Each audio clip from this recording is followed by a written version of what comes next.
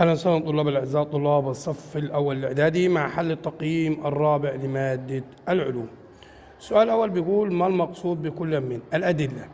الأدلة دي هي مواد كيميائية بيتغير لونها أولاد في الوسط الحامضي عن الوسط القلوي. تمام. 2. ما المقصود بدليل يونيفرسال؟ ده دليل يمكن التمييز بين الأحماض والقلويات، أو بين الأحماض وبعضها، أو بين القلويات وبعضها حسب القوة.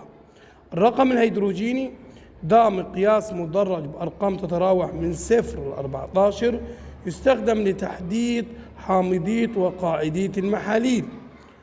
السؤال الثاني: كيف تفرق بين الماء المقطر وحمض الهيدروكلوريك بطريقتين؟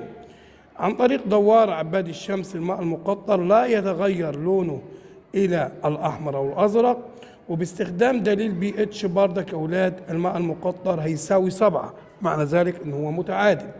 أما حمض الهيدروكلوريك بدليل دوار الشمس يتغير الشريط الأزرق إلى الأحمر، ولما بقراءة البي اتش هلاقيه بيساوي أقل من 7، لأن ده عبارة عن حمض. غاز الأكسجين وغاز ثاني أكسيد الكربون. غاز ثاني أكسيد الكربون غاز الأكسجين لا يتغير لونه بدوار الشمس إلى الأزرق أو الأحمر، أما غاز ثاني أكسيد الكربون هيتغير لونه بدوار الشمس من اللون الأزرق إلى اللون الأحمر. غاز النشادر وغاز ثاني أكسيد النيتروجين. غاز النشادر ده غاز قاعدي وبيتغير بدوار الشمس من اللون الأحمر إلى الأزرق، أما غاز النيتروجين حبيبي ده غاز حامضي وبيتغير لونه من الأزرق إلى الأحمر. السؤال بعد كده بيقول لي: أكمل العبارات الآتية. مواد كيميائية يتغير لونها في الوسط الحامضي عن الوسط القاعدي. ده الأدلة.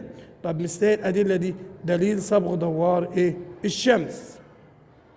الماء المقطر متعادل التأثير، لا يغير لون دوار الشمس لتساوي عدد أيوناته الهيدروجين الموجبة مع عدد أنيونات الهيدروكسيد السالبة. يوجد العديد من الأدلة مثل دوار الشمس ودليل اليونيفرسال. تقل حموضية التربة بإضافة مواد قلوية مثل هيدروكسيد الكالسيوم.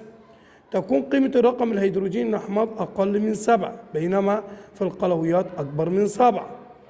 6. قيمة الرقم الهيدروجيني المحلول ملح الطعام، طبعا كلوريد الصوديوم، طبعا هيساوي أقل طبعا من 7، لأن ده ملح.